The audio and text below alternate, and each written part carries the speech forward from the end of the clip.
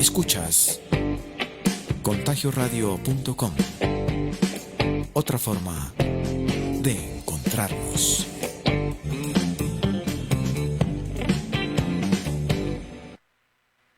Seguimos contagiados de vida, dignidad y derechos humanos. Porque la radio no conoce de aislamiento. Enfrentamos al COVID-19, una pandemia que hoy más que nunca ha dejado al descubierto las realidades, desafíos y crisis que afronta el país. Es por ello que nos unimos y abrimos un espacio virtual de diálogo entre académicos, líderes sociales, activistas y profesionales de diversas áreas para debatir y conversar temas en profundidad. Pasa la cuarentena con nosotros. Bienvenidas y bienvenidos.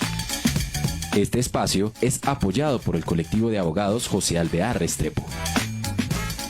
Contagio Radio, otra forma de encontrarnos.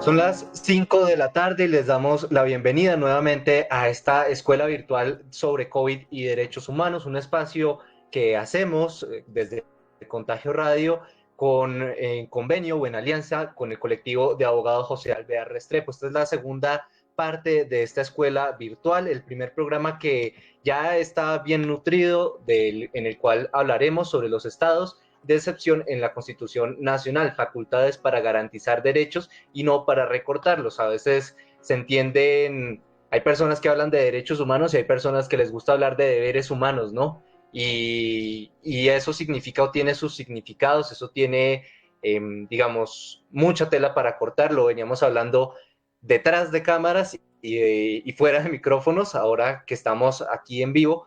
Y antes de entrar a la discusión y presentar a todas las personas que nos acompañan el día de hoy, le doy paso a Angélica Chaparro del colectivo de abogados José Alvear Restrepo para que nos cuente un poco de qué va este tema de la escuela virtual, para que nos situemos y arranquemos con este diálogo que será bien nutritivo y esperamos que sea bien nutritivo el día de hoy. Muy buenas tardes, Juan José. Muy buenas tardes a nuestros invitados e invitadas muy especiales para esta tarde. Hoy estamos retomando esta escuela virtual COVID y derechos humanos que realizamos junto con Contagio Radio. Y vamos a hablar de un tema muy importante que son los estados de excepción. Colombia está en estado de emergencia decretado por el gobierno nacional y es importante tener en cuenta que incluso estando en este estado de emergencia no se pueden suspender los principios y valores de la Constitución. Aunque tengamos limitados algunos derechos, la solidaridad, la dignidad y sobre todo los de las poblaciones históricamente excluidas, siguen siendo garantías por las que se debe velar. Recordemos que en el pasado el país ha vivido estados similares a este estado de emergencia, como el llamado estado de sitio. En los años 70, 80, estuvimos durante 17 años en estado de sitio. Y también vivimos conmociones interiores en los gobiernos en el año 2002 y 2008, durante los dos mandatos del gobierno del expresidente Álvaro Uribe. Y hoy vamos a entender un poco cuál es la diferencia entre esos estados que hemos vivido en el pasado y el que estamos viviendo en la actualidad.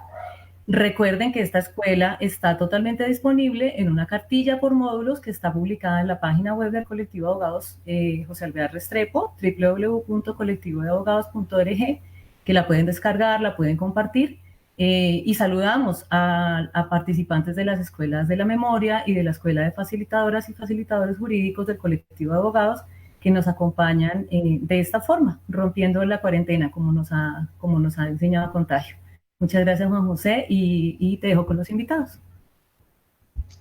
Así es, rompiendo la cuarentena. Bueno, primero señalar que estoy acompañándolos en este papel el día de hoy porque Elkin pues tiene problemas allí. Sin embargo, todo el equipo de producción de Contagio, Daniel, también desde el colectivo de abogados por parte de Angélica, todas las personas que están allí siguen aquí conectados con nosotros. Y sin más, bueno, voy a presentar a las personas que nos acompañan el día de hoy. Está por una parte Juli Salamanca Cortés, directora de comunicaciones de la Red Comunitaria Trans. Es comunicadora social de la Javeriana, transfeminista, defensora de derechos humanos. Ella en este momento no está conectada con nosotros, estaba en una reunión con la alcaldía para hablar sobre uno de los temas que precisamente abordaremos aquí, y es el decreto de pico y género en Bogotá, que ha suscitado bastante debate, muchas críticas, y del cual esperamos hablar con ella un poco más adelante. Quienes están conectados con nosotros aquí en el Facebook Live, Julián González, abogado del equipo de litigio estratégico en restitución de tierras de la Comisión Colombiana de Juristas, también de la Universidad Javeriana. Bienvenido acá a este programa. Muchas gracias, Juan. Yo he trabajado ya un tiempo en la comisión. En el año 2016 me uní al trabajo del equipo de restitución de tierras, donde inicié mi tarea. Hoy día soy el coordinador de incidencia nacional de la comisión. Y pues bueno, muchas gracias por la invitación y muchas gracias por este espacio que es tan importante.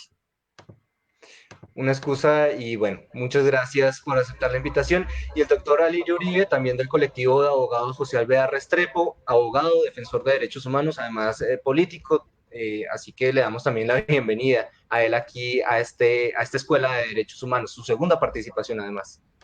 Gracias, Juan José. Pues un saludo para ti, para Angélica, para Julián, por supuesto, ahorita que se sume la compañera también, y para todos los oyentes y todas las personas que pues se conectaron para esta reunión. Bueno, y primero vamos a abordar ese tema o esas preguntas, y aprovechamos que tenemos a dos abogados, dos personas que entienden de leyes y saben la minucia de esta cuestión. Doctor Alirio, ¿qué significa este estado en el que estamos? ¿Se justifica, digamos, la emergencia social, económica, dada la situación sanitaria que tenemos por el COVID-19 en contagio, o bueno, en Colombia? Bueno, hay que explicarle a todos los colombianos y colombianas que efectivamente los estados de excepción existen en la Constitución política y que son tres: el estado de guerra exterior, la conmoción interior y el estado de emergencia por razones económicas, por razones sociales, por razones ecológicas, y que obviamente históricamente estos estados se han utilizado cuando hay una situación sobreviniente excepcional. Yo creo que no hay discusión en que estamos viviendo un momento bastante apremiante, bastante difícil, bastante complicado, que es precisamente lo que sucede hoy con la pandemia del COVID-19, y por eso nosotros creemos que el estado de emergencia es pertinente. Digamos que no creo que haya una gran discusión sobre la declaratoria del estado de emergencia como tal, pero sí puede haber mucha discusión frente a los derechos y libertades que potencialmente se pueden ver afectados con este estado de emergencia. Y sí hay que estar pendientes de que efectivamente todas las medidas que se tomen por parte del presidente a través de los decretos legislativos o incluso a través de decretos, digamos, ordinarios, que pueden ser también de naturaleza de la emergencia, hay que verificar que todas estas normas realmente se hayan expedido para conjurar la crisis. Es muy usual que se haga un ejercicio, digamos, arbitrario en ocasiones de esas facultades extraordinarias, porque básicamente aquí lo que pasa es que el presidente empieza a legislar y obviamente concentra funciones, y por eso los estados de excepción tienen dos mecanismos de control. Un mecanismo que no ha funcionado, que hasta ahorita está sesionando, estamos en este momento en plenaria del Senado, que es el control político, es decir, el Congreso tiene que cuidar que el presidente tome medidas adecuadas. El Congreso puede modificar las normas, etcétera, puede hacer un control político sobre las medidas que tome el presidente. Y por el otro lado está la Corte Constitucional, que tiene la competencia de revisar de manera automática todas las medidas. Yo lo que les diría a los colombianos y colombianas es que en Colombia hemos padecido los estados de excepción, y que normalmente cuando se presentan estados de excepción se suelen cometer, digamos, abusos que tienen que ver con el respeto a los derechos humanos y que tienen que ver con las libertades ciudadanas.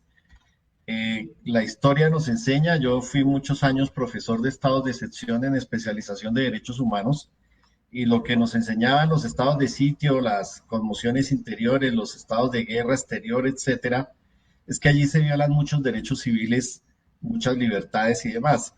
Y lo que suele pasar con las emergencias, cuando hay catástrofes, cuando hay terremotos, cuando hay inundaciones, cuando hay pandemias y demás, es que el presupuesto se vuelve caja menor del presidente, de los gobernadores, de los alcaldes, del Poder Ejecutivo, y se pueden presentar muchísimos actos de corrupción. Y también se pueden utilizar las medidas para favorecer a determinados sectores de poder, por ejemplo, la banca, y para desfavorecer a otros sectores productivos o al sector salud. Yo creo que aquí hay que estar pendientes entonces de este estado de excepción y de cómo se toman medidas que realmente estén destinadas a conjurar la crisis y no medidas que puedan ser arbitrarias o ejercicio abusivo de las facultades presidenciales en el marco de la emergencia económica. Doctor Alirio, pues usted ha abordado muchos de los temas que tenemos sí, como ganas de profundizar más adelante. Ahora la pregunta es a Julián y es respecto a cómo evalúan ustedes que se está haciendo este uso de este estado de emergencia por parte del presidente. Fuera de micrófonos hablábamos un poco sobre lo del tipo de decretos que está emitiendo Duque, porque entiendo que son diferentes, entiendo que en el marco del estado de emergencia tendrían que ir unos con una denominación y otros con otra denominación, pero no está siendo claro del todo en ese sentido. ¿Qué piensan de esa situación? Muchas gracias, Juan. Bueno, en gran medida, como ya Lirio pues, lo resaltaba con mucha claridad, es en este tipo de circunstancias, digamos que la estructura del Estado moderno comprende que hay momentos de la vida nacional donde pues no son suficientes los medios ordinarios de los poderes públicos para solventar una circunstancia concreta. Para eso, pues, la Constitución del 91 tiene los estados de excepción, guerra exterior, emergencia social, económica y ambiental y estado de conmoción interior. El presidente en este caso concentra sus poderes ordinarios, comunes y silvestres, digamos los que tienen la Constitución, por ejemplo, desde el artículo 296 de la Constitución en medidas de orden público, que en gran medida han sido la base normativa en la que se sustentan ese tipo de decretos, y toma unos poderes nuevos que le permiten crear decretos con fuerza material de ley o decretos legislativos. La estrategia es un poco, digamos, le llama mucho la atención que por un lado el presidente, pues estando facultado sin duda en la Constitución para emitir decretos de esa naturaleza ordinaria, pero que atañen exclusivamente al orden público, pues digamos no tome los poderes extraordinarios para hacer una intervención en ese sentido. Y pues digamos, tendría mucho sentido porque es en estos estados de excepción donde pues la Constitución también contempla, y la Corte Constitucional así lo ha señalado, pues que hay algunos derechos fundamentales, como en este caso el nuestro, de la libre locomoción, se puede ver, pues no anulado, sin duda no, pero sí se puede regular de una manera distinta para, digamos, para poder pasar adelante de la crisis. Entonces, hay como estos dos tipos de decretos están sucediendo al tiempo. Presidencia, pues digamos que no ha sido muy manifiesta en las razones. Las intervenciones del presidente no lo han señalado, tampoco, digamos, hay claridad en los considerandos de los decretos de por qué se elige uno y no el otro, y por qué no todos son decretos extraordinarios o pues decretos con fuerza material de ley. Por el momento resulta un poco, pues digamos, complicado, porque es que además la Constitución también contempla que los decretos ordinarios que se expidan dentro del estado de excepción, pero que atiendan al estado de excepción, pues tienen control automático del Consejo de Estado. Pero estos decretos no están normativamente basados en la declaratoria de estado excepcional, sino en facultades completamente ordinarias. Entonces, de alguna manera, lo que parece es que la presidencia lo que está haciendo es un poco, pues, digamos, sacando estos decretos para no tener que ir al control. La razón de eso no parece clara. Digamos, no me atrevería a decir que es una u otra, que hay motivación de alguna naturaleza. De alguna manera, pues también sobreviven las acciones normales y pertinentes, pues que uno podría efectivamente, pues, poner demandas ante el Consejo de Estado y pedir la suspensión provisional. Lo que pasa es que claramente en este momento, y como ya lo señalaba Lirio, pues nosotros no tenemos, digamos, estamos toda la población y pues digamos la CCJ también así lo cree, pues es un momento excepcional que sí requiere pues un manejo adicional del presidente. Entonces no es, digamos, ir en contra de esos decretos podría generar un desorden normativo, podría generar digamos, un vacío que podría ser contraproducente incluso contra la población. Entonces estamos como un poco entre la espada y la pared. Digamos, tenemos dudas al respecto de la forma en la que se están implementando los decretos por un lado, pero también estamos seguros de que necesitamos este tipo de medidas para sobreaguar la crisis. Entonces es difícil tomar posiciones en este sentido. Digamos, ya un análisis posterior, cuando la crisis termine, cuando hagamos, digamos, como un barrido hacia atrás, podemos hacer análisis más críticos, podemos ser, digamos, más incisivos, pero en este momento, pues, es muy complicado, pues, ir en contra de medidas que en principio parecieran razonables, aun si no se expidieron, digamos, dentro de lo que uno creería que es el estado de excepción, como pues, la limitación de derechos fundamentales. Abogados, entiendo que hay ahí digamos, uno de los temas fuertes en este programa y es respecto al control que le hacemos o que se le puede hacer a esta situación. También por eso que usted señalaba que es digamos, no sé si llamarlo así, pero el choque que podemos generar, el desorden. La situación requiere una administración fluida que, digamos, se salten algunos pasos, por llamarlo así. Pero también sabemos cómo se manejan las cosas en Colombia y como lo decía el doctor Alirio, por lo que suele ocurrir con estos estados, que se pueden prestar para muchas cosas. Entonces, ¿cómo manejamos esa tensión?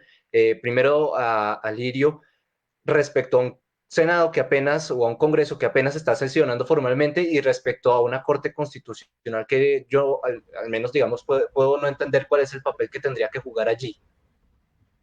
Bueno, mira, es importante tener claro que el Congreso es vital.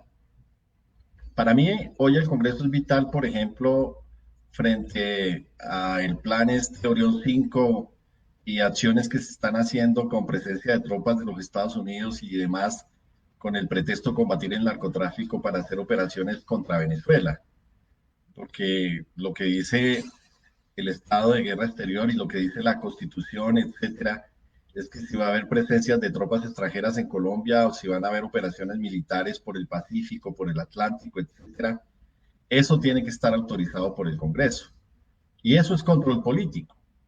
Pero en lo que tiene que ver, por ejemplo, con el estado de emergencia como tal, lo que dice la Constitución es que el presidente debe convocar al Congreso dentro de los 10 días siguientes al momento en que se están tomando las medidas y que el Congreso tiene 30 días para, de alguna manera, escuchar el informe motivado del presidente sobre las causas que terminaron el estado de emergencia, pero es muy importante saber también que el Congreso tiene la facultad de derogar, de modificar, de adicionar los decretos que se profieran con ocasión de la emergencia en aquellas materias que son de competencia exclusiva del presidente, pero también en aquellas que sean de competencia del Congreso. Entonces, como podemos ver, el poder del Congreso frente a un estado de emergencia es bastante fuerte. Y si el Congreso es serio y si el Congreso puede ponderar las medidas, muchas de las medidas económicas nos preocupan que no le lleguen directamente a la población afectada, a esos 16.5 millones de pobres que están en pobreza extrema, pobreza absoluta, sino que a veces llegan más como al sistema financiero, como a sectores de poder, etcétera. Entonces, el Congreso podría ajustar muchas de esas medidas. Nosotros somos partidarios de la renta básica, bueno, de ciertas medidas que se deberían tomar. Hay países que están tomando medidas económicas que equivalen al 10% del PIB en Estados Unidos, en Noruega, en Suecia, en muchos países, claro que son países ricos, pero eso equivaldría a que en Colombia estuviésemos usando 100 billones de pesos de manera extraordinaria para atender los 3 problemas básicos de la emergencia, que es el sistema de salud, que es el sistema de la generación de empleo, de que la gente no pierda el ingreso, etcétera, que no se pierdan los empleos y obviamente que el aparato productivo se mantenga. Entonces, el Congreso sí podría hacer un control sobre estos temas. Y por el otro, pues está la Corte Constitucional.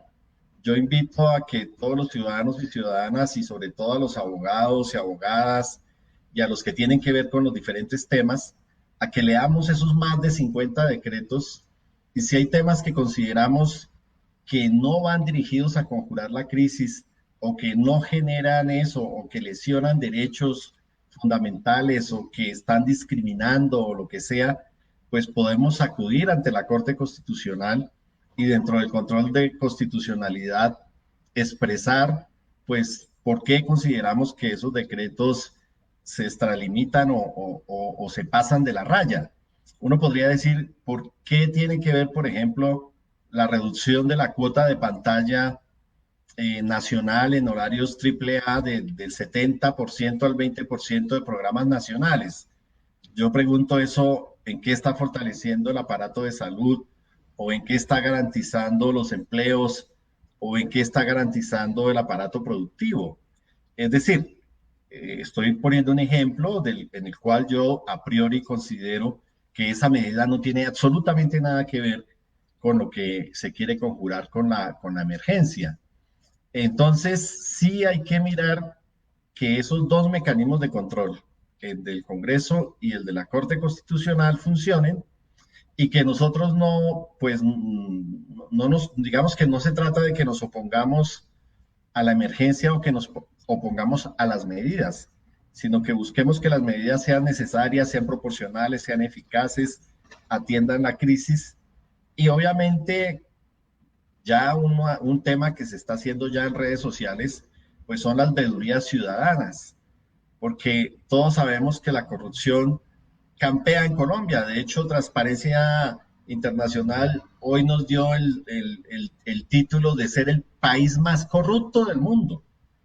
Y entonces cuando 10 billones, 20 millones, 30 millones, 40 billones se van a contratar como una caja menor por contratación directa, etcétera, incluso por teletrabajo, es decir, con audiencias públicas, con licitaciones por internet, etcétera, pues la cosa se vuelve muy peligrosa en el manejo de los presupuestos públicos y pueden terminarse dineros que son muy importantes para atender la crisis, pues pueden terminarse yendo por esa alcantarilla de la corrupción. Entonces creo que todo esto tiene que ver con la necesidad de entender de que hay una situación excepcional y que hay que hacer un control de todo tipo a esta emergencia y que obviamente hay que cumplir la ley.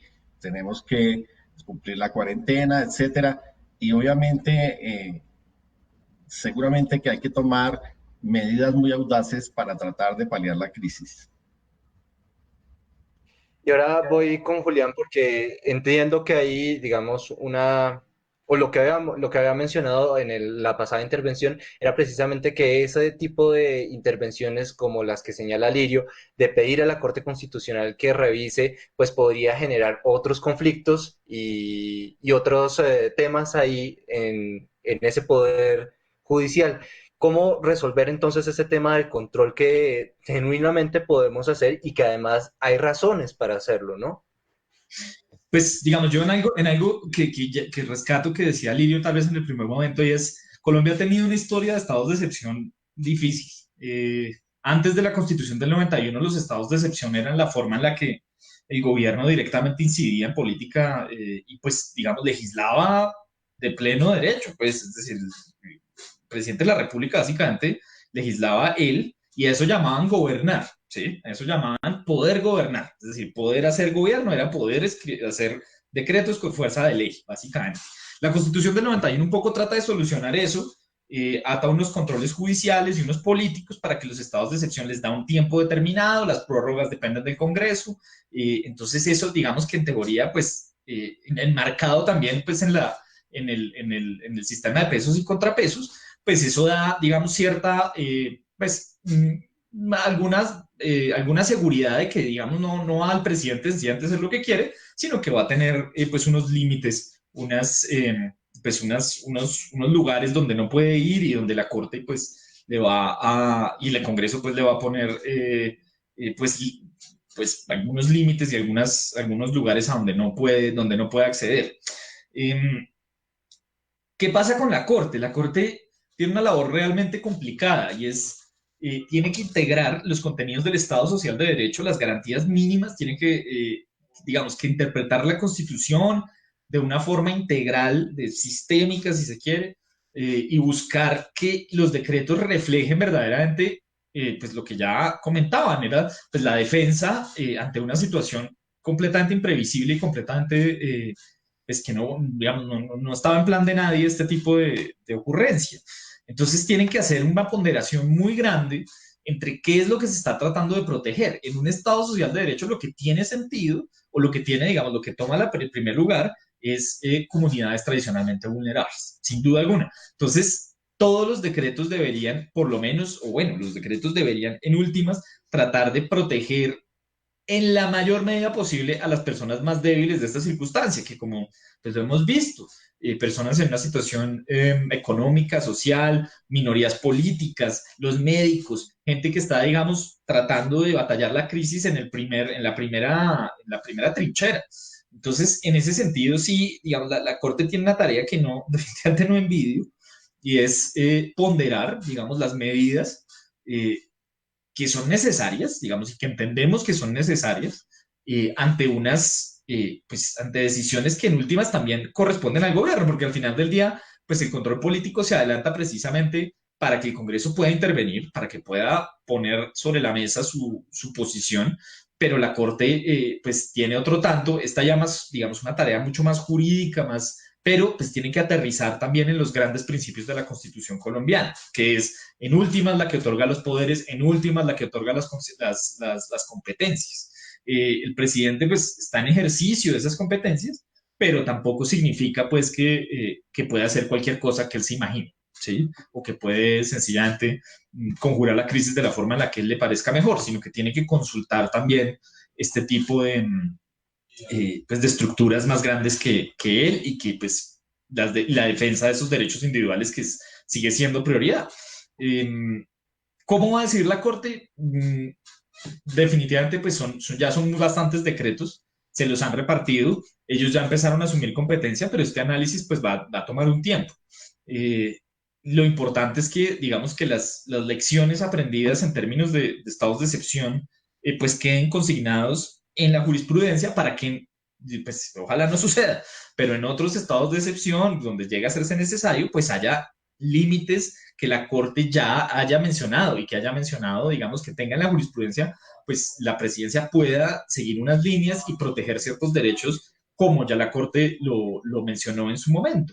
Entonces, y eso pues le da a nosotros, pues digamos, los abogados que trabajan en organizaciones de sociedad civil y que trabajan en derecho constitucional, pues nos da pues digamos, como un parte de tranquilidad y nos puede dar otro tipo digamos, de insumos para trabajar hacia el futuro. Entonces, por eso es que es importante lo que Alirio ya decía ahorita, y es que los ciudadanos, pues, se acerquen a la Corte, busquen, digamos, los decretos que son de su especialidad. Muchos de estos decretos, pues, digamos, tienen un entramado financiero complicado, la gente que sabe de seguridad social debería intervenir, digamos, los constitucionalistas dogmáticos que trabajan derechos fundamentales deberían intervenir, y esto, pues, digamos que le da elementos a la Corte para hacer un control más robusto. Vale, y bueno, ahora vamos a pasar a un segundo tema. Los vamos a dejar con un video que muestra algo de lo que significa o lo que pueden significar decisiones tomadas en el marco de esta pandemia, que sí, vale la pena mencionar que pueden afectar derechos, que pueden verse afectadas personas, sobre todo por cómo se interpreta la situación, cómo se interpreta la norma, que es algo que vale la pena tocar. Vale también la pena mencionar que esta es una escuela virtual, por lo tanto, la participación de quienes nos observan es muy importante para nosotros porque eso nos permite pues abordar los temas que también interesan a quienes nos están viendo, así que los invitamos ahí en el chat de Facebook, tanto del colectivo como de Contagio Radio, a que nos escriban, nos dejen sus preguntas sobre este tema, sobre cómo, por ejemplo, abordar o cómo podría, digamos, leerse esta situación, Así que bueno, esa es la invitación también y los dejamos con un video sobre algo o una denuncia que ocurrió ya en las calles de Bogotá, mientras regresamos para seguir o avanzar en la segunda parte, digamos, de esta escuela virtual. Oiga, ¿qué le pasa? ¡Suéltelo! Oiga, ¿qué le pasa? ¿Qué le pasa? Oiga, no es que estamos comprando, usted ganas de montarla. No, ni por qué, si yo estoy comprando, ¿no me ve? ¿Qué le pasa? Me va a pegar, nos va a pegar, Agustín, de hace que me trata como un hombre. Venga, mi sano.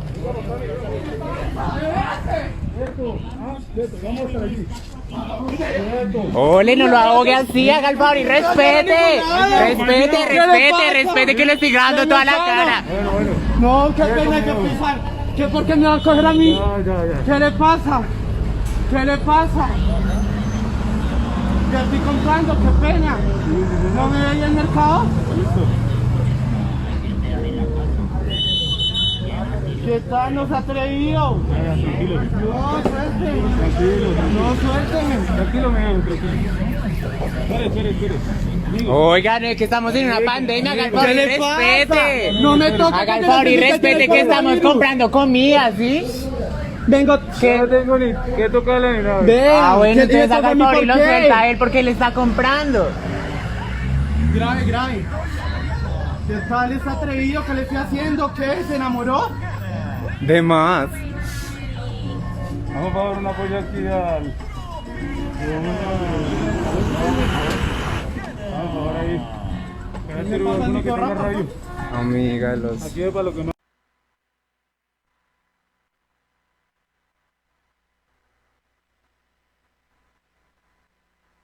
Este primer video tenía que ver, o se desarrollaba en la ciudad de Bogotá y tiene que ver con la medida del pico y género, un tema que esperamos poder abordar con Juli, una persona de la red comunitaria trans de aquí de Bogotá. Pero hay otro video también sobre otra situación no similar, pero digamos podríamos enmarcarla en la misma situación. Esto ocurre en La Guajira y es la denuncia que hacen comunidades de allí. Desde el resguardo indígena de Provincial, mi nombre es María Cristina Figueroa Bourillú. Estamos aquí preocupados ante la presencia del COVID-19 y preocupados porque los resguardos indígenas hasta el momento no han sido atendidos. Buenos días, mi nombre es Luz Ángela Uriana, del resguardo indígena provincial. Nosotros vivimos del día a día. Nosotros aquí, el que no trabaja no come. Y como pueden ver aquí, estamos muy cerca de Cerrejón, pero eso no nos beneficia en nada. Enfoca el gobierno hacia a la capital, que allá le dan agua, les dan compra, les dan, o sea, todas las ayudas allá, pero de los indígenas, como nosotros en las comunidades indígenas, nadie se acuerda. Aquí no ha venido ni Secretaría de Salud, ni Alcaldía, ni Gobernación para saber, mucho menos la empresa. La empresa viene aquí es cuando le conviene. Pero ¿dónde está la responsabilidad social de la empresa? ¿Y dónde está la prioridad que tiene el gobierno con las comunidades indígenas? Porque aquí en Provincial no ha llegado. Tengo 2 niños enfermos por problemas respiratorios. ¿Quién me está auxiliando? ¿Quién me ha preguntado a mí cómo están los niños? ¿Necesitan medicamentos? ¿Qué están tomando? Ni la empresa sabiendo, teniendo una tutela al frente de la empresa, saben que los niños están enfermos, que deberían de cuidar en este momento por el problema que hay, porque los que no deben de darle ese problema son estos niños que tienen problemas respiratorios y nadie se acuerda de ellos. Entonces, lo que yo voy a pedir, o sea, lo que le pido a las personas que me están escuchando, es que por favor, así como en mi casa, así como mi familia le está pidiendo, no una ayuda, porque nosotros no estamos acostumbrados a mendigarle a nadie, pero deben de darse cuenta en este momento, como no podemos trabajar y no podemos salir, necesitamos que nos colaboren y nos ayuden en este momento a esto, a resolver, porque nosotros no vivimos, o sea, no dependemos de la empresa porque no trabajamos con la empresa, pero es su responsabilidad social, que dicen ellos, es darle la mano a las comunidades cuando lo necesiten. Y en este momento necesitamos del Estado y de la empresa como vecinos que son de nosotros.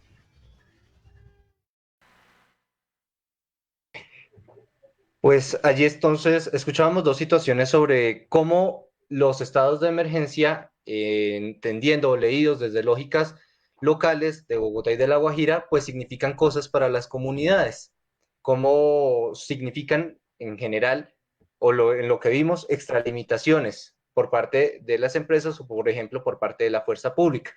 Antes de hablar sobre si tienen conocimiento sobre estos hechos y las denuncias tal vez que han recibido, me gustaría tratar con Julián un tema y es la intervención que presentaron desde la CCJ en relación con el decreto de estado de emergencia y pues cuáles son las preocupaciones que tienen al respecto, porque por allí podría estar parte, digamos, de el cómo abordar este tipo de situaciones, ¿no? Gracias, Juan. Pues sí, digamos, la Comisión Colombiana de Juristas presentó una intervención ante el decreto 417 del 2020 en el que el presidente de la República pues se arroga las facultades de emergencia y crea pues el estado de emergencia en el que estamos ahora mismo.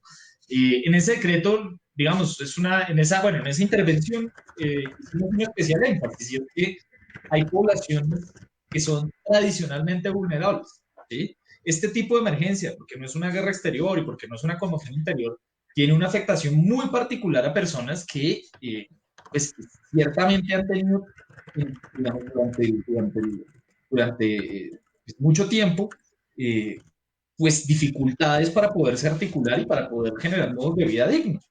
Entonces, lo que le hicimos el pedido a la Corte Constitucional es precisamente lo que les contaba ahora.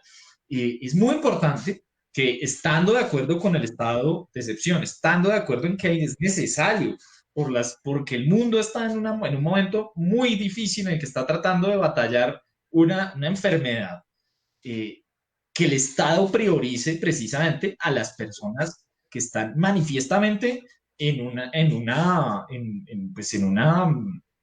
situación mucho más complicada y que normalmente en circunstancias ya ordinarias pues se les lesionan los derechos de forma sistemática, bueno, no digamos sistemática, pero de forma ordinaria. Entonces, pues eso, personas en minorías políticas, sexuales, personas que ya todos lo sabemos, que viven del día a día, que necesitan, pues que subsisten de su trabajo al día y que no tienen la oportunidad de quedarse en su casa, o sin embargo, pues si se quedan, pues quedan en una situación en la que no pueden cubrir sus necesidades básicas. El gobierno ha avanzado en algunas cosas, los cobros por ejemplo, el decreto 441 y los cobros de acueducto, por ejemplo. No se le puede suspender el servicio de acueducto a nadie en este punto. Pero ese mismo decreto dice, por ejemplo, que las personas que en este momento tienen el servicio desconectado, eso sí, no. Entonces a ellos no se les tiene que proteger el derecho al mínimo del agua, pues que en este momento es fundamental. Presentaremos evidentemente nuestra propia intervención en el que diremos que pues es una medida desproporcionada digamos en el sentido en el que pues digamos que los problemas de los contratos de los usuarios con el acueducto se pueden resolver después de la pandemia, pero uno no puede negarle en este punto y hora pues servicios básicos a personas que dependen de poder quedarse en la casa para sobrevivir, básicamente. Entonces, digamos, hay que ir ajustando todo el andamiaje que la presidencia ha creado pues, con justicia y que necesita ser, digamos, en una situación excepcional se necesita que así sea, pero hay que irlo modelando de tal forma que sea lo más inclusivo, lo más robusto posible y que no limite y que no, sobre todo que no ponga en una situación mucho más dramática a personas que las que ya sin duda están, pues que tienen un problema real entre manos al no poder trabajar.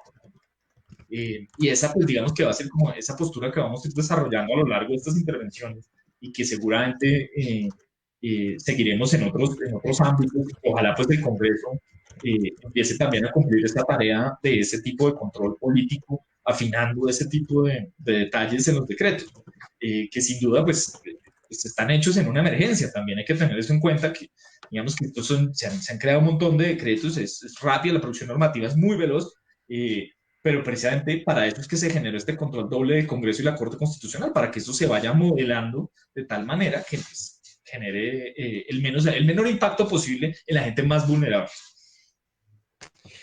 Abogado, tal vez también vale la pena preguntar cómo se presenta esta intervención, es decir, en aras de que las personas puedan si quieren hacerlo, ¿cómo sería la forma para presentar este tipo de intervenciones? ¿Quiénes podrían hacerlo o tendrían que ser únicamente organizaciones tal vez?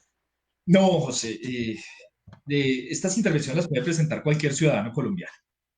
Son intervenciones que puede hacer cualquier persona mayor de 18 años que puede acercarse a la Corte Constitucional dentro de los 10 días en la que la Corte aboca conocimiento. Es decir, la Corte dice, ya voy a empezar a revisar este decreto. Entonces los ciudadanos tienen 10 días para ir y de forma informal, no tienen que, digamos, no hay que observar. Nosotros, pues por supuesto, los abogados observamos unas formas y tratamos de hacer una intervención, digamos, dentro de un marco normativo determinado, pero los ciudadanos no están en ninguna obligación de hacerlo, sencillamente pueden ir por correo electrónico, los correos están en la Corte Constitucional, pueden enviar sus opiniones y la Corte está obligada a oír y a leer todas las intervenciones y a considerarlas también. Insisto en que es muy importante que gente especialista, no solo abogados, es importante, digamos, los abogados cumplimos una tarea y los abogados de sociedad civil que trabajan en organizaciones de la sociedad civil sin duda tenemos una responsabilidad superlativa, pero es importante que otros especialistas de otras áreas se hagan parte también de esta discusión, para que llenen de motivos, para que llenen de argumentos a la Corte para que puedan hacer pues su tarea, ¿no? En últimas.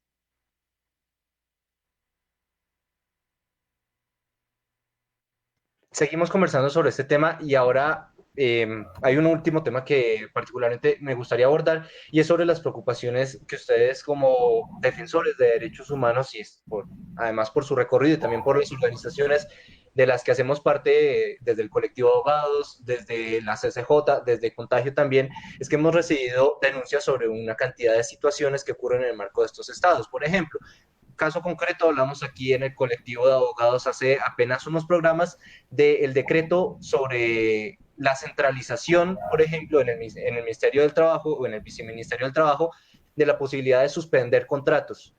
Y eso que está significando en muchas empresas, lo oímos, por ejemplo, de voz misma de la Unión Sindical Obrera, que se suspendían contratos y eso terminaba afectando a los trabajadores, siendo que las empresas, pues, Ecopetrol uno diría una empresa sólida que es capaz de mantener el contrato de sus trabajadores.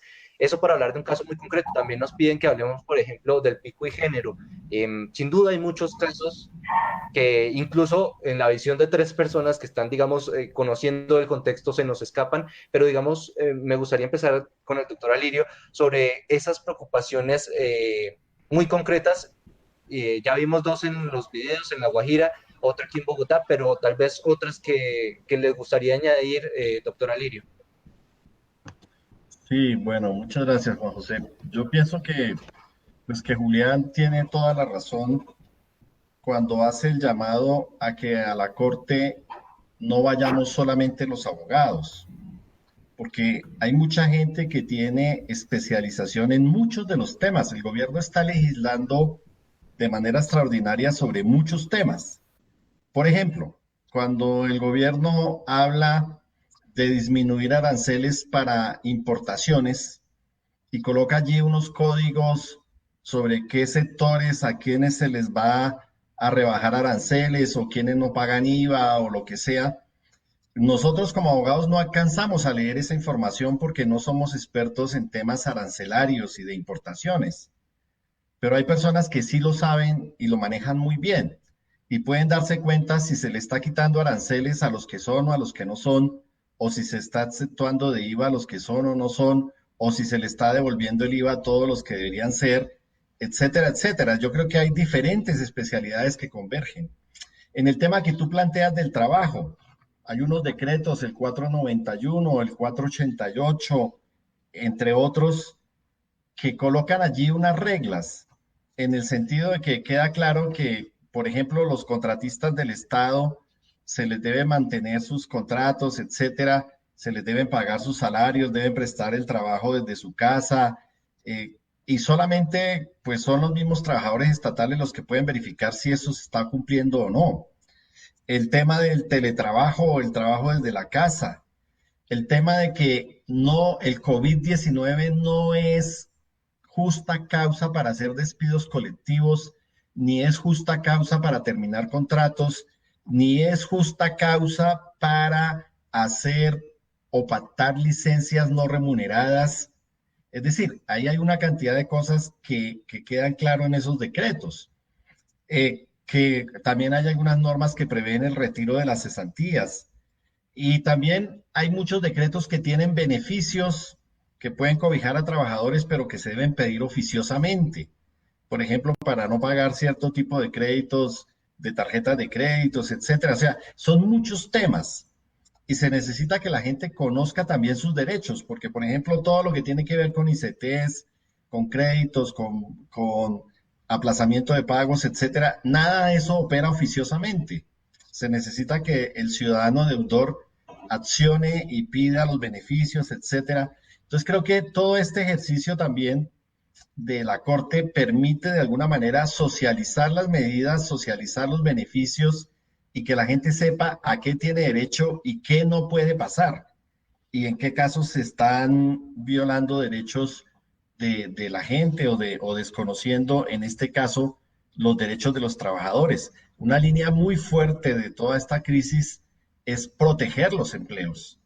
Y obviamente se están tomando medidas económicas, macroeconómicas, etcétera, de financiaciones, de préstamos, de créditos, de líneas, y hay que verificar si todo eso está dirigido efectivamente a proteger el empleo, a garantizarle a los que no tienen empleo que tengan un ingreso, etcétera. Hay normas, por ejemplo, sobre auxilio de desempleo, que no son solamente las normas ordinarias de la ley 1636, sino que también hay unos beneficios adicionales por la emergencia para aumentar un poco las cuotas para aquellos trabajadores que pierden el empleo, pero que en los 5 años anteriores, por lo menos un año, habían cotizado a las cajas de compensación. Entonces ellos tienen derecho a ir a las cajas de compensación a pedir ese auxilio de desempleo con unas mejoras que establecen los decretos de emergencia.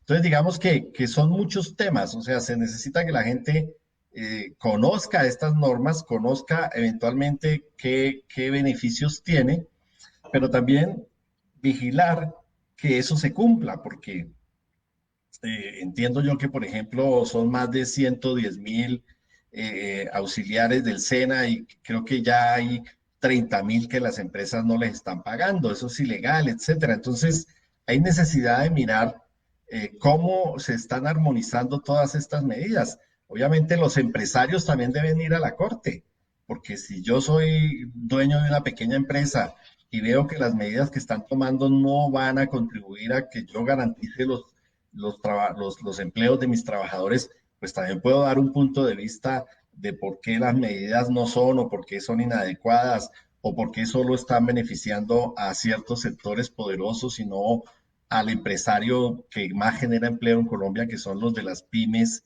y los de las pequeñas empresas, que generan muchísimos más empleos que las grandes empresas o las multinacionales. Entonces, todas estas medidas toca mirarlas en ese sentido. Obviamente, la policía en la calle, el video que veíamos, que entiendo que tiene que ver con este tema del pico de género y el problema de las personas trans, yo creo que a veces hay medidas que son inconvenientes. De pronto es más fácil utilizar el pico y cédula, pues con los números de la cédula, no sé, para no generar esos abusos. Hay que capacitar también a la policía en el momento de aplicar las medidas para que la gente no sea atropellada en la calle, etcétera. Y la gente también tiene que respetar las normas y los pico y placa y respetar la cuarentena, es decir, para no generar un caos en todo este tema. Pero son muchos temas los que hay que vigilar. El decreto que salió ayer, que es muy polémico porque es casi que un llamamiento a filas, pues, de todos los trabajadores de la salud.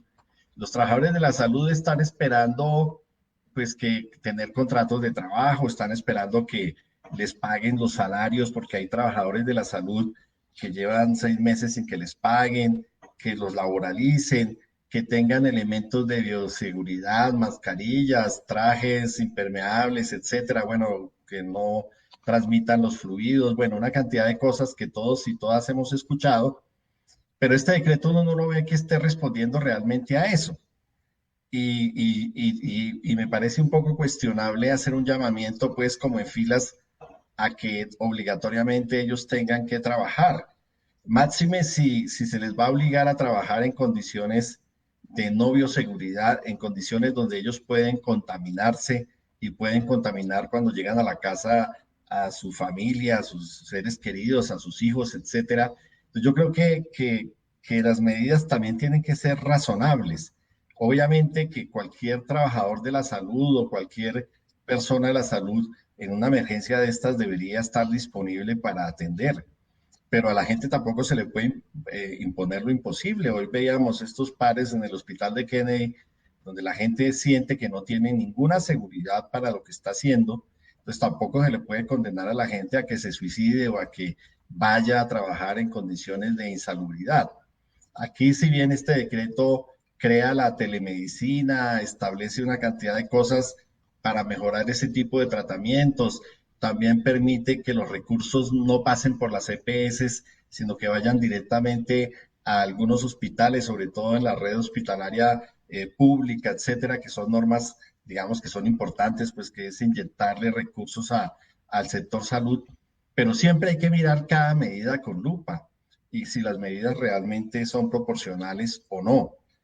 Yo creo que por juramento hipocrático los médicos deberían, como lo están haciendo, yo creo que la gran mayoría, pues prestar el servicio, pero ellos sí tienen derecho a exigir condiciones laborales adecuadas, tienen derecho a exigir también esas medidas de bioseguridad que les garanticen que no van a perder la vida por hacer su trabajo. Entonces, todo eso es lo que hay que mirar. Son muchos temas, insisto, de los que habría que entrar a mirar por especialistas, pero también por los sectores afectados, por los sindicatos, por los trabajadores, por las personas, la forma como se están focalizando las ayudas. Bueno, hay que mirar si realmente lo que se está haciendo sí le está llegando a la gente que está necesitada. Estamos viendo en los barrios populares, en las zonas aquí en Bogotá, en todas las ciudades, la cantidad de trapos rojos porque la gente no le está llegando la ayuda. Entonces, todo eso hay que analizarlo de cara, pues, a la constitucionalidad misma también de las medidas. Y ahora vamos con Julián, tal vez, bueno, estaba precisamente recordando que hace poco empresarios enviaron al gobierno nacional una carta solicitándole que en vista de la probable situación de crisis económica que se presente, se debería hacer más laxa la entrega de licencias ambientales, por ejemplo, para la licitación y la extracción minero-energética en los territorios. Solo un ejemplo más, tal vez Julián podría agregar algunas preocupaciones sobre cómo estos decretos pueden afectar en términos reales los derechos de las poblaciones. Muchas gracias. Bueno, antes quiero hacer un aporte a ahorita que hablábamos de la policía. Yo creo que es importante recordar que la Oficina del Alto Comisionado de las Naciones Unidas para los Derechos Humanos, en su último informe, hizo una recomendación que creo que vale la pena tener en cuenta, y es que la policía debería trasladarse del Ministerio de Defensa al Ministerio del Interior y desmilitarizar un poco pues la labor de la policía. Eso tiene que estar en la discusión, digamos, sobre eso el presidente, de hecho, el presidente Duque dijo que eso era una injerencia en el orden interno y esto. Se trata de una recomendación y la recomendación en este tipo de circunstancias tiene sentido. Fíjense que, digamos, no es lo mismo tener una policía en el Ministerio pues, de Defensa que en el Ministerio de Interior. Digamos, hay otros mecanismos. El Ministerio de Interior tiene mucho conocimiento sobre derechos humanos, es decir, es otro tipo de institución. Entonces yo creo que ese punto toca tenerlo ahí, por lo menos, es decir, vale la pena reflexionar un poco más al respecto sobre ese tipo de adecuación normativa. Al respecto de las licencias ambientales, pues, digamos, esto siempre genera ruido, ¿sí? Las empresas, digamos, y las agremiaciones terminan siempre haciendo unas posturas, siempre unas peticiones, pues, absolutamente, no, este año, antes del COVID, estaban haciendo peticiones para, pues, que un poco tuvieron eco en la ministra Alicia Arango, de contratar por horas. Ellos siempre quieren, digamos, ellos por supuesto están haciendo todo su lobby permanentemente para, pues, digamos, en lógica de individuo privado, están tratando de maximizar sus recursos, maximizar pues su dinero y pues digamos con recursos además pues que son públicos y que son patrimonio pues de la ciudadanía y del pueblo colombiano. Pues esto no sorprende, ¿sí? A eso voy. Esta es una propuesta que sencillamente está en línea de las propuestas del sector productivo del país que normalmente hace este tipo de propuestas. Por supuesto no al lugar, ¿no? Uno tendría que decir, no, pues por supuesto que no, ¿sí? Digamos, los controles ambientales existen, pues porque son recursos que no son fáciles pues, de recuperar, son recursos que una vez perdidos y una vez, pues una vez extraído el carbón, una vez extraído el petróleo, pues digamos, eso genera unos costes ambientales brutales, daña comunidades, eso no, digamos, esto está perfectamente bien documentado, esto no es, básicamente no es un debate, esto se sabe. Los mecanismos que el gobierno pues que el Estado colombiano ha puesto en efecto, pues son precisamente para guardar, y no es este el momento, no es una crisis para tener ese debate, esto pues sencillamente es eso, es un tema oportunista, donde pues por supuesto el gobierno pues tiene un montón pues, de preocupaciones encima, ellos te están haciendo un lobby que por supuesto está en línea del lobby que han hecho toda la vida. Entonces, pues digamos, o sea, ni en emergencia ni en no emergencia es un tipo de respuesta, es un tipo de admisible de propuesta. Reducir los controles que ya son más bien nimios, pues es sencillamente pues, erosionar el patrimonio público colombiano. Eso no, digamos, eso no tiene mucha... y pues son valores que la Constitución protege y son derechos colectivos y digamos, eso... pues, pero pues digamos que insisto en el tema. Esto es un lobby que siempre los empresarios del sector extractivo están permanentemente promocionando. Entonces es solamente una muestra más de cuál es su objeto, cuál es su interés. Pues hacer más rápido y con menor control actividades que son las más de las veces dañosas para el medio ambiente.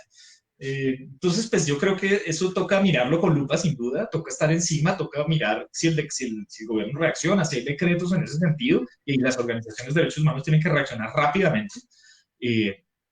Pero digamos que esa es nuestra tarea en últimas en esta circunstancia.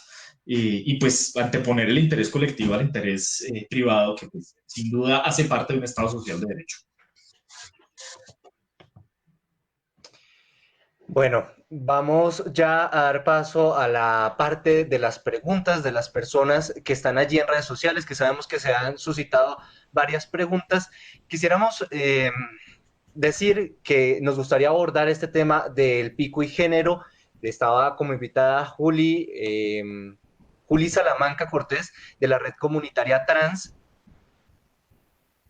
pero ellas estaban en la reunión con la Alcaldía de Bogotá hablando precisamente de ese tema y entendemos pues que la reunión se extendió, que no pudieron acompañarnos. Nosotros somos conscientes de que en razón de nuestra clase, de nuestra identificación sexual o identidad sexual, pues habitamos el mundo de maneras diferentes y por eso queríamos invitarlos a ellas para que estuvieran aquí con nosotros. No fue posible, así que ese tema pues creo que lo podemos abordar en otra oportunidad.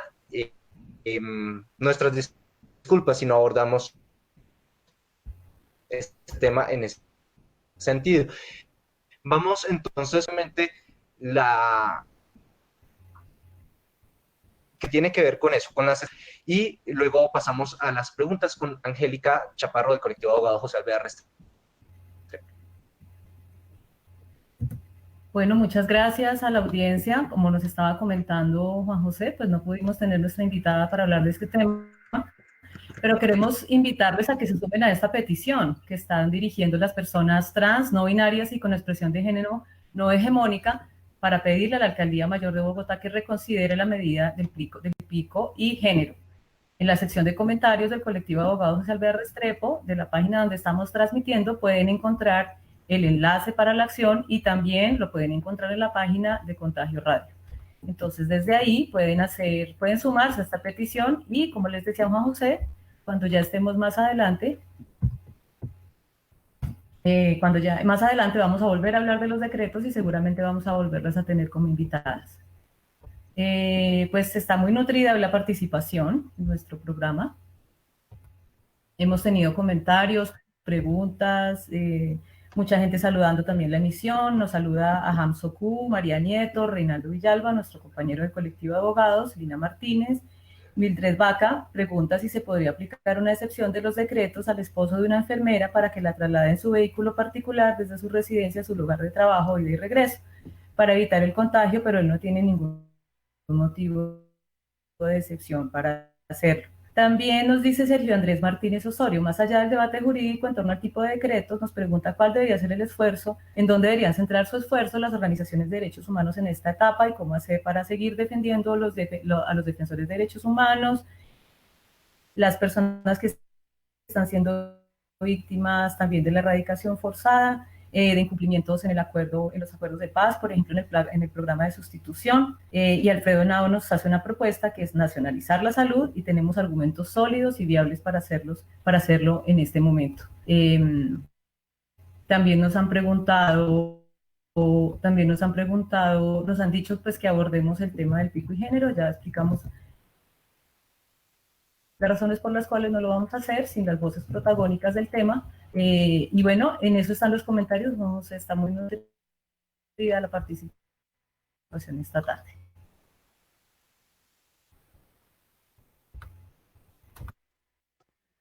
Entonces, abogados, ahí había una pregunta concreta, por ejemplo, y era ese tema de los médicos, de cómo permitir, por ejemplo, casos excepcionales como ese. Nos decían que un esposo pueda acompañar a su esposa enfermera, porque estas personas no podrían circular. Además, entiendo que están en Bogotá, entonces por pico y género no podrían circular las dos, y adicionalmente ella podría circular, pero él no.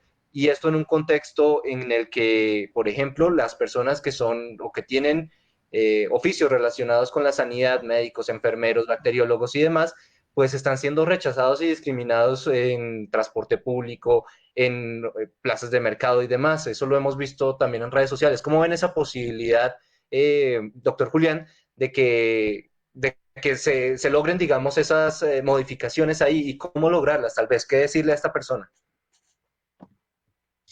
Ese es uno de los grandes temas complicados. Cuando uno pone, digamos, casi que por interpretación jurídica, cuando uno pone una regla general, nuestra regla general es que no podemos salir.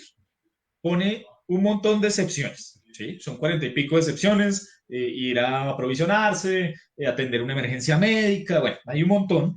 Y adicionalmente pone, por ejemplo, en el caso bogotano, entonces pico y género además. Entonces esto empieza a generar como unas, digamos, empieza a complicarse un poco la interpretación, porque una persona podría decir, no, pues yo voy a recoger a mi esposa que es pues enfermera, pero entonces, claro, si lo para la policía le va a decir, no, usted no puede salir, acuérdese que solo puede salir una persona por casa, en fin, digamos, yo creo que acá hay como, estamos en una situación en la que, digamos, no obedecer ese tipo de normas sanitarias tiene unos costos altos, y unos costos, pues digamos, no solo pues, pecuniarios de multas, sino costos políticos y costos sociales muy altos. Pues yo no me atrevo, pues porque no conozco la situación particular de la persona que pregunta, y que sería irrespetuoso suponer que sí, pero sí creo que en este tipo de casos, precisamente pues para que la persona no, digamos, si es una persona que trabaja en salud, pues debería movilizarse pues por sus propios medios. Esto, por ejemplo, es una medida que el gobierno podría implementar, y es pues facilitarle transporte a las personas que trabajan en salud. Es una solución sencilla, efectiva, que podría ser beneficiosa para todo el mundo. Ponerles unas rutas, por ejemplo, para que no haya contagio, para que no digamos, para que no tengan, digamos, contacto con otras personas, y que les puede solucionar un poco la vida. Yo no me atrevería a decir que si es posible o si no.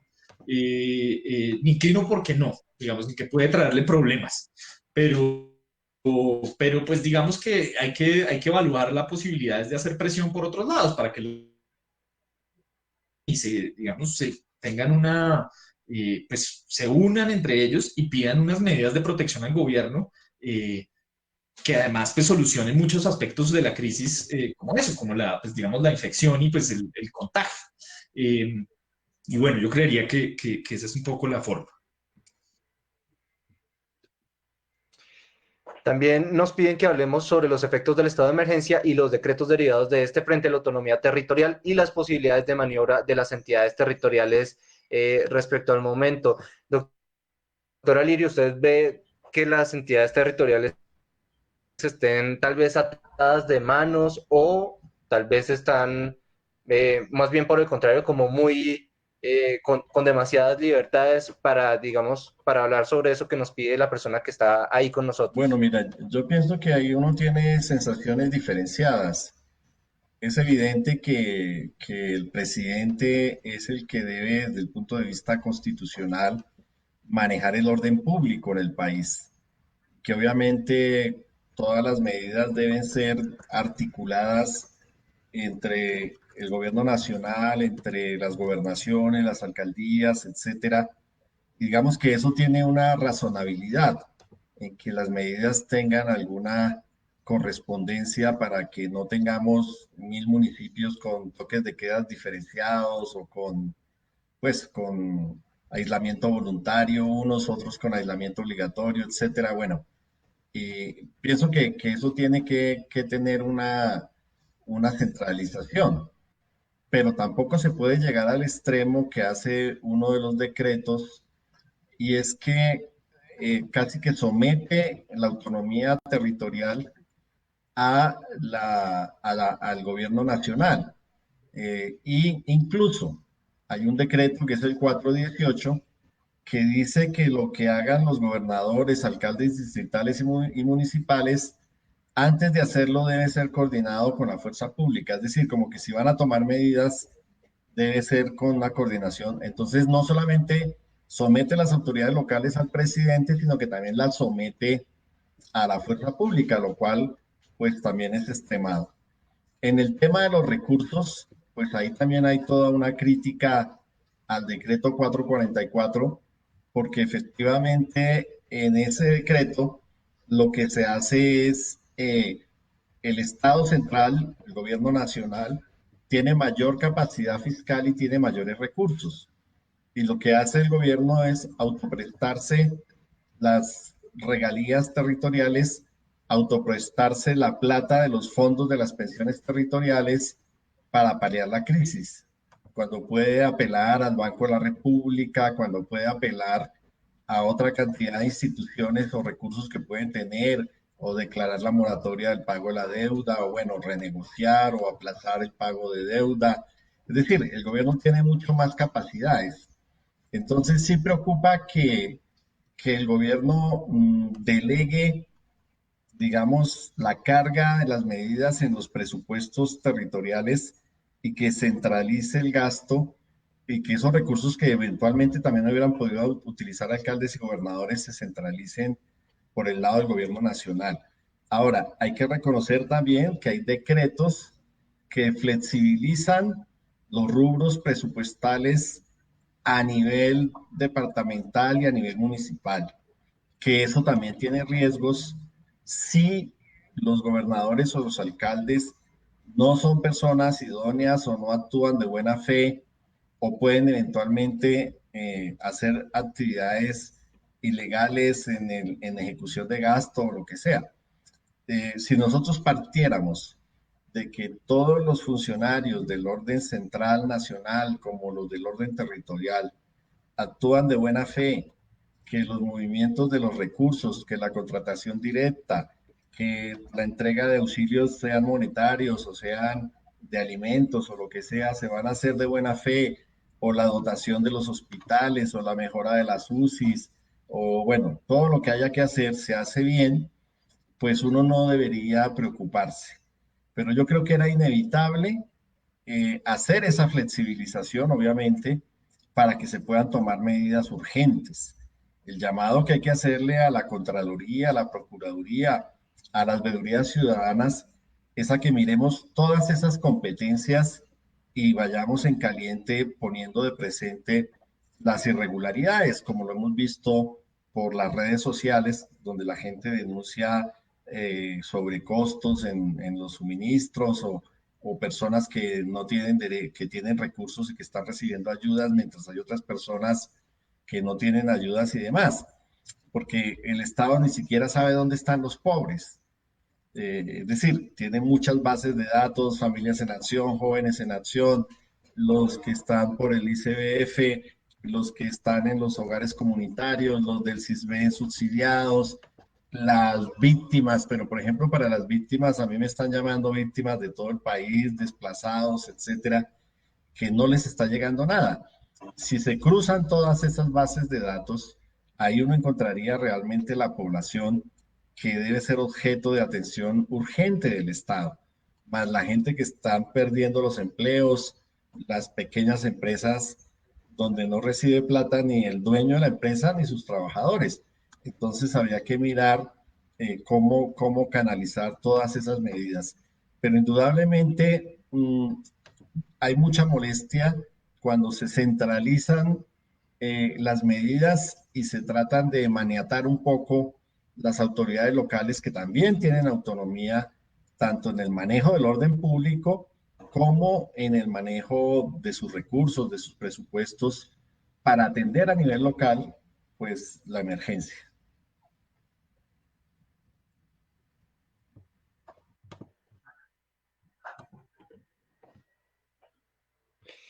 Y ya para finalizar, una última pregunta que tiene que ver para mirar más allá del debate jurídico en torno al tipo de decretos expedidos por el gobierno y la necesidad de su trabajo de las organizaciones defensoras de derechos humanos desde el confinamiento para atender de manera efectiva violaciones a derechos humanos como asesinatos a líderes y lideresas, erradicación forzada, asesinato de firmantes del acuerdo de paz, en fin. Es una pregunta que le traslado al doctor Julián. Tal vez no solo en torno a cómo organizar el trabajo, sino tal vez también cómo las personas pueden encontrarnos organizaciones defensoras de derechos humanos que trabajamos con ese tema, que seguimos trabajando, solo que desde el teletrabajo, y eso supone una dinámica diferente. Entonces, tal vez, ¿cómo nos reorganizamos y cómo nos encuentran? ¿Cómo llegar hasta nosotros? Bueno, ahí es bien interesante. Hace poco salió un fallo en el que trabajamos precisamente con Alirio y con otras organizaciones de la sociedad civil y plataformas de derechos humanos. El juzgado 45 civil del circuito de Bogotá falló a favor de algunos apoderados nuestros, líderes que están en territorio.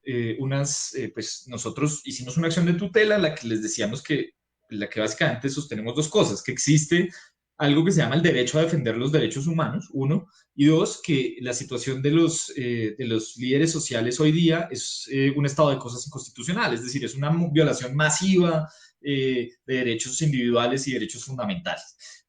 Falla la jueza a favor, y una de sus consideraciones es precisamente eso. En este momento, es decir, aún si, pues, digamos, hay medidas excepcionales y estamos sin duda en medio de una situación muy complicada, una pandemia muy difícil, pues el gobierno y el Estado tienen la obligación de garantizar los derechos fundamentales de líderes, lideresas. Yo creo que ese caso puede trasplantarse con mucha tranquilidad a muchas otras personas con una situación de vulnerabilidad manifiesta y tradicional.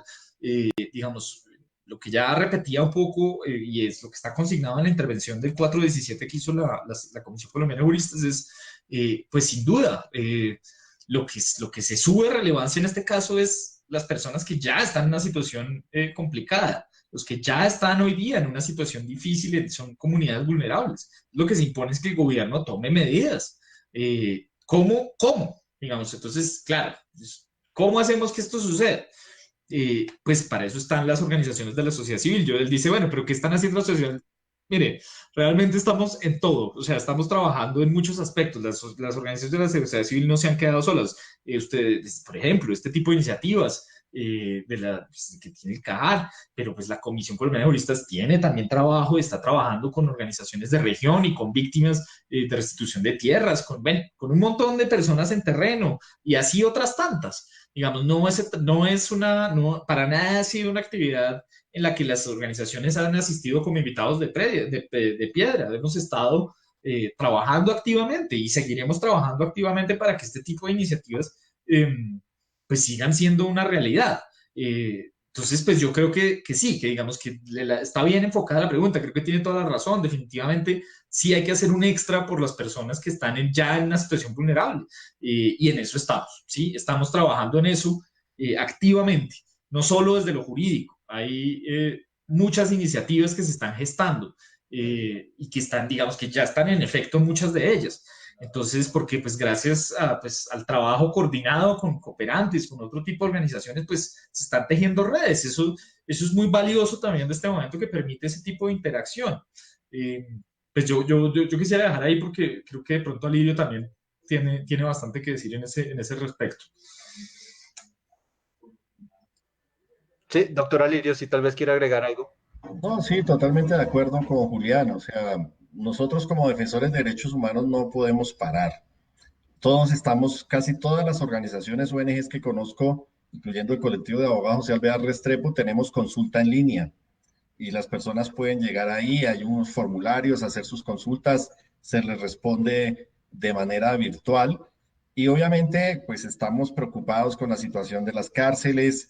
Es decir, digamos que el virus del coronavirus destapa los otros virus, ¿no? La situación carcelaria, la situación del sistema de salud, la situación de los sectores de salud, el tema de la pérdida de empleos, el tema de toda la economía popular, economía informal, autoempleo, etcétera, y lo que está pasando con las personas, las víctimas que no están siendo atendidas, los líderes sociales que están siendo asesinados en lo largo y ancho del país, las amenazas que tampoco han parado. Obviamente, la erradicación que alguien preguntaba, forzada, que se está haciendo en muchas regiones del país, afectándole pues a los campesinos, a los indígenas, a los afros, sus condiciones de subsistencia, la contaminación por la utilización de los químicos de glifosato en la erradicación con tanques, manual, etcétera, la intención de que eso se vuelva aspersión aérea. Bueno, todos esos temas pues nos siguen preocupando y nos seguimos ocupando de ellos. El riesgo de que el gobierno siga adelantando grandes importaciones de alimentos cuando hay una cantidad de productores agrarios que tienen patilla, que tienen yuca, que tienen lulo, que tienen plátanos, bueno, que tienen una cantidad de productos, tomates, pimentones, etcétera. Alguien me escribía de municipios donde hay pimentones y les pagan el kilo de pimentón a 300 pesos, cuando es carísimo comprarlo en Bogotá, etcétera, y el gobierno no tiene un programa de compras estatal que permita rescatar a estos campesinos que no han parado de trabajar un solo día y que están produciendo alimentos a lo largo y ancho del país, y uno no entiende cómo hay sobreproducción de alimentos en muchas zonas del país y hay hambre en las ciudades y los precios están carísimos en las ciudades. Entonces yo creo que todo esto hace parte de los derechos humanos, por supuesto, el derecho a una alimentación adecuada, el derecho, pues todo esto, la conectividad hoy se vuelve un derecho humano fundamental. Creo que todos estos temas son indudablemente temas de derechos humanos y pues estamos ahí, como lo planteaba Julián, listos y listas, muchos abogados, abogadas, defensores, defensoras, movimientos y demás, también haciendo acciones de solidaridad. Bueno, hay muchas redes donde se está recogiendo ayudas para la gente, etcétera. Yo creo que eso hace parte de la defensa de los derechos humanos y lo podemos hacer desde nuestras casas y lo podemos hacer en coordinación también con autoridades estatales y haciendo llegar las necesidades que se tienen en los territorios.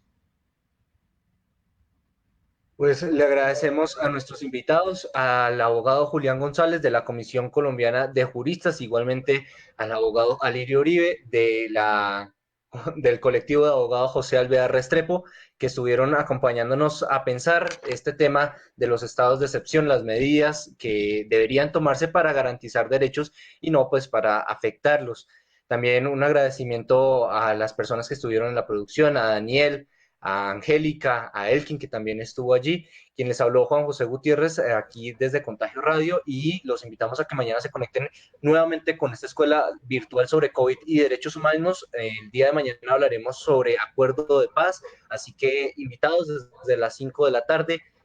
También les recordamos que todos estos programas los encuentran en la página o en el canal de YouTube del colectivo de abogados José Alvear Restrepo, porque temas que también aparecen, como por ejemplo el tema de las empresas, como por ejemplo el tema de las ayudas, como por ejemplo el tema de los trabajadores y sus derechos, pues ya los hemos tratado, así que allí en el canal de YouTube pueden encontrar el programa al respecto y las cartillas que se estarán subiendo o que las pueden encontrar en la página del colectivo de abogados. Así que gracias por acompañarnos, como dice Elkin, a romper esta cuarentena y a pensar en cómo no regresar a la normalidad, porque la normalidad fue tal vez lo que causó este tema. Así que los dejamos con el video que nos enviaron desde el Comité de Solidaridad con los Presos Políticos y nos vemos el día de mañana. En el contexto de emergencia social y sanitaria que vive Colombia y el mundo, las calles han estado más solas y los policías tienen